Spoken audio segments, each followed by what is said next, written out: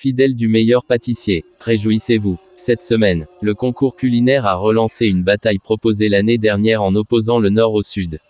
Et le moins que l'on puisse dire, c'est que les candidats, du Nord, ont eu à cœur de prendre leur revanche sur ceux du Sud, qu'ils avaient remportés en 2020. Pour cela, ils ont constitué eux-mêmes deux équipes, avec parfois des surprises. Le Belge Alexandre a ainsi été rejoint par Nicolas le Dunkerquois, Maud, Paul-Henri, Anne-Lou de La Rochelle, et la Normande Aurélie. Côté Sud, c'est le Francilien Mohamed qui a pris la tête de l'équipe.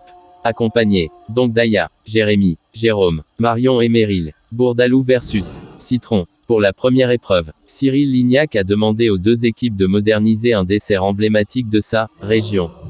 Les candidats étaient opposés en duel et c'est l'équipe qui remporte le plus de duels qui gagne cette épreuve.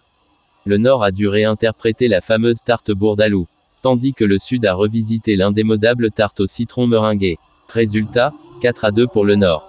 Grâce à Maud, Aurélie, Paul-Henri et Alexandre. Deuxième round, l'épreuve technique de Mercotte, qui souhaitait rendre hommage à l'Auvergne, à travers un gâteau représentant le puits de Sancy, le plus haut volcan sur notre territoire, hors d'Om-Tom.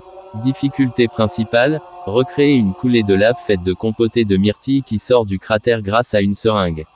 Les points sont attribués en fonction du classement de chaque candidat et l'équipe dont les membres ont rapporté le plus de points remporte cette manche.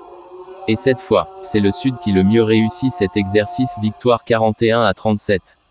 Grâce, une fois de plus à Jérôme. Jouer des clichés, au coude à coude, les deux équipes se sont affrontées dans l'ultime épreuve créative.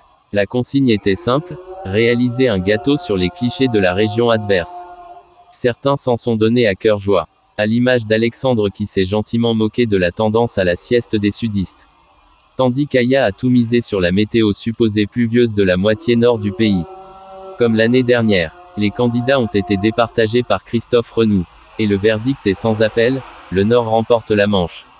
Et donc la bataille cette saison. C'est donc à l'un de ses représentants que le tablier bleu a été remis à Aurélie. Pour la deuxième fois, en s'inclinant, l'équipe du Sud a également perdu l'un de ses membres. C'est Meryl qui n'a pas